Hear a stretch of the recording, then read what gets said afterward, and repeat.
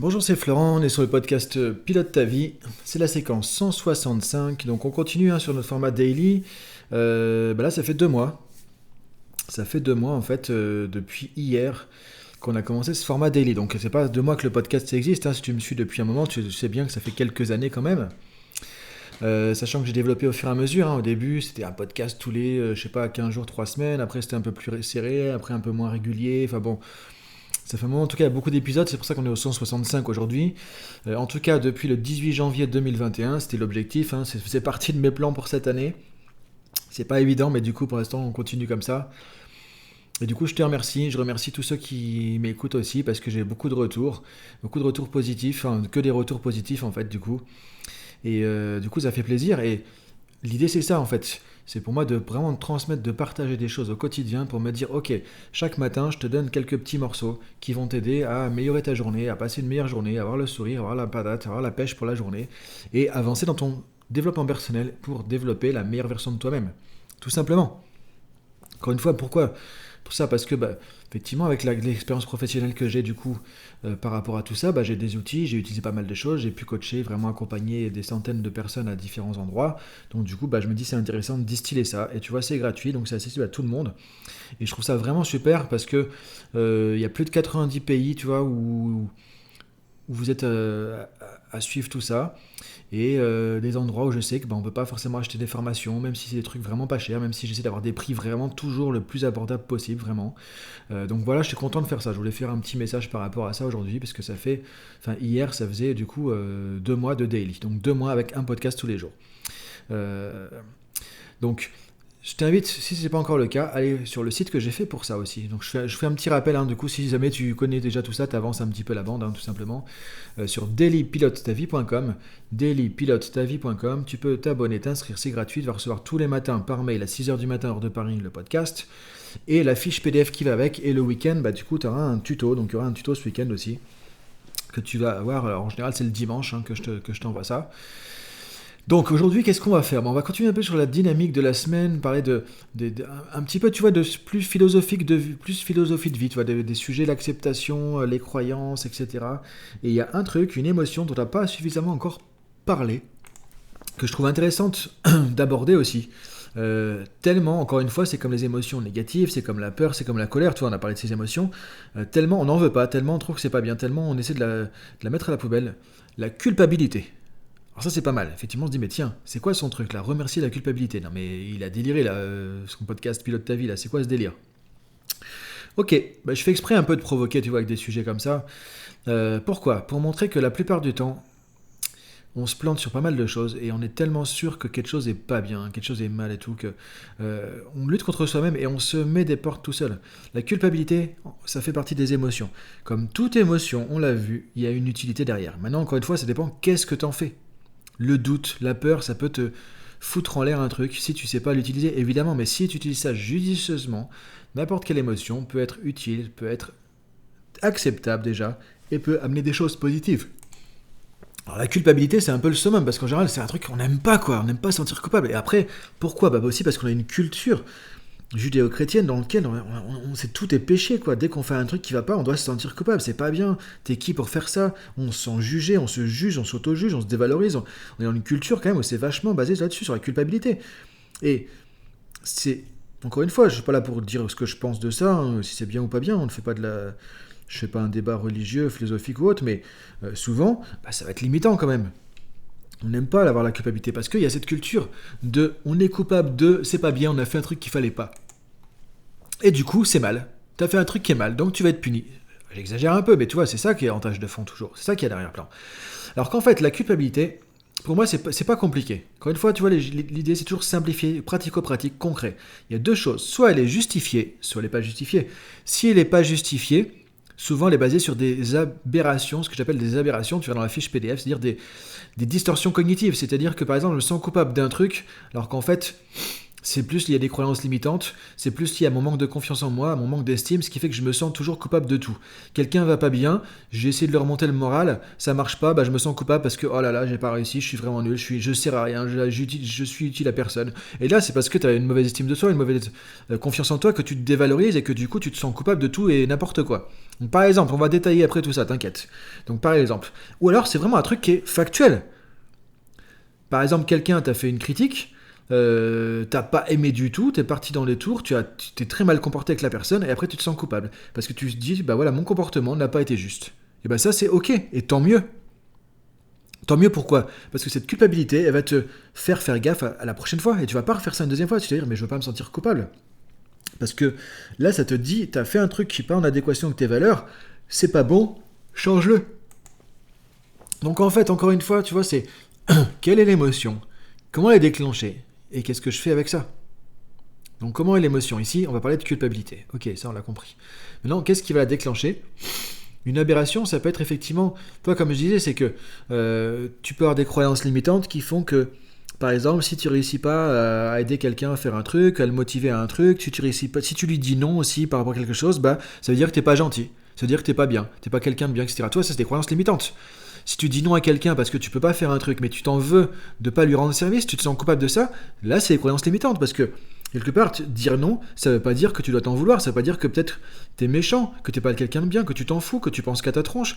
Ça, c'est des croyances limitantes. Et ça va te donner la culpabilité. Donc encore une fois, le problème n'est pas la culpabilité, c'est pas l'émotion. On revient au podcast du début de semaine.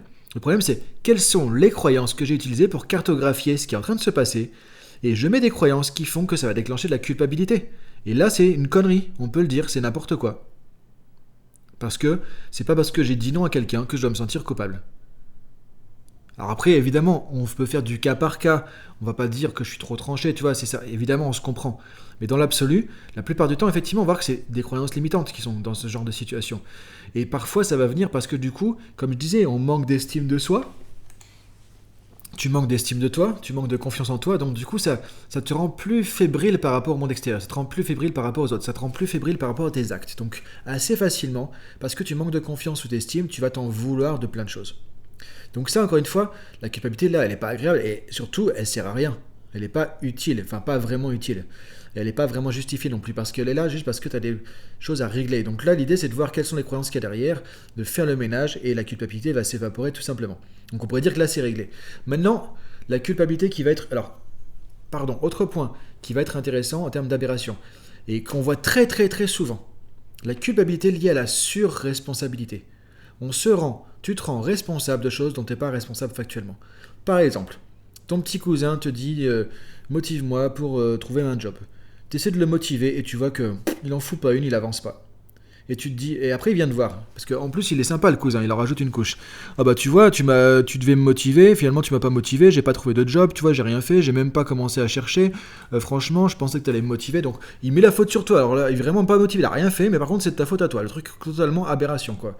Vraiment en termes de responsabilité, lui il est en sous-responsabilité, donc en mode victime, et toi, comme tu es en sur-responsabilité, tu te sens responsable de lui, et là ça prend, et là ça fait mal, parce que tu te sens coupable, tu te dis ah ouais mais il a raison, qu'est-ce que j'ai fait pour lui, j'ai pas réussi à le motiver, et du coup tu as l'impression que c'est de ta faute. Mais non, reviens au podcast d'hier, qu'est-ce qu'on contrôle pas. Tu contrôles pas ses émotions, tu contrôles pas ses actions, tu contrôles pas le fait qu'il se bouge les fesses ou pas. Donc tu peux l'aider, tu peux l'influencer comme on a vu hier, mais tu pourras pas appuyer sur le bouton à sa place. Et lui, il est en sous-responsabilité. C'est pour ça que du coup tu te fais avoir, parce que lui, il est en mode victime. Il croit vraiment, c'est pas méchant. Faut pas mettre ça sur du négatif. Il croit vraiment que c'est à cause des autres que ça n'a pas marché. Il se rend pas compte qu'il est responsable de sa motivation, lui, et que c'est lui de se bouger les fesses. Et donc toi, tu te fais avoir parce que souvent, encore une fois, parfois, on veut trop rendre service. Quand quelqu'un est très serviable, très attentionné, veut vraiment aider, c'est le complexe un peu du sauveur, tu te fais avoir. Parce que tu te rentres en surresponsabilité, donc tu te sens coupable. Donc tu vois, culpabilité là c'est pareil, ça c'est pas utile, c'est pas judicieux. C'est lié à une surresponsabilité. En management, on le voit beaucoup, on le travaille beaucoup. Managers qui savent pas dire non, qui savent pas déléguer, qui veulent tout vérifier, tout contrôler, faire tout avec leurs collaborateurs, les aider, etc. etc. Et du coup ils s'en sortent pas. Et dès qu'il y a un truc qui va pas, ils se sentent coupables parce qu'en fait ils se sentent responsables de tout, mais aussi du périmètre et de tout ce que font les collaborateurs. Et c'est too much. Donc là tu te sens trop responsable, donc tu es responsable des trucs qui sont pas sous ta portée. Tu vois, là, on fait comme hier, tu essaies de contrôler des trucs qui sont hors de ton contrôle. Et donc, très souvent, ça marche pas.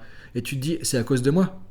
C'est la logique. Donc, il y a de la culpabilité. Donc, tout ça, c'est des trucs à travailler. C'est pas judicieux. Maintenant, la seule culpabilité qui va être utile, c'est quand tu as vraiment fait une connerie. C'est quand vraiment tu as fait un truc et qu'il y a une culpabilité qui est factuelle, basée sur des faits. C'est-à-dire que tu as enfreint tes valeurs, tu as enfreint des choses qui sont importantes pour toi, tu as fait des trucs avec lesquels tu ne te sens pas en accord, tu as fait des trucs avec lesquels tu ne te sens pas en harmonie. Bah, ton cerveau, tes émotions te disent à ce moment-là, tu t'es loupé. Oh, qu'est-ce que tu as fait là? Tu t'es loupé là. Ça, il faut pas faire. Encore une fois, là, maintenant, une fois que tu as ça, ne rajoute pas de la culpabilité. Parce que souvent, le problème, c'est pas la culpabilité de départ qui te dit ça. C'est que tu dis, ok, bah ouais, je me suis loupé, donc je suis vraiment nul. Donc, et là, tu te sens coupable d'être coupable. Tu vois, il y a la culpabilité qui vient au-dessus et tu rajoutes une couche. Et ça, c'est encore plus mauvais. Une fois que tu as cette première culpabilité, c'est te dire, ok, c'est finalement quelque chose d'utile. Je peux la remercier, la culpabilité, parce que c'est un indicateur, c'est un garde-fou qui me dit, en fait, voilà, j'ai pas été en adéquation avec mes valeurs. J'ai pas été une bonne personne, quelque part. Mais ne rentre pas dans le truc judéo-chrétien, du coup, il faut me punir, il faut me fouetter et que je suis quelqu'un de mauvais. C'est pas ça que je dis.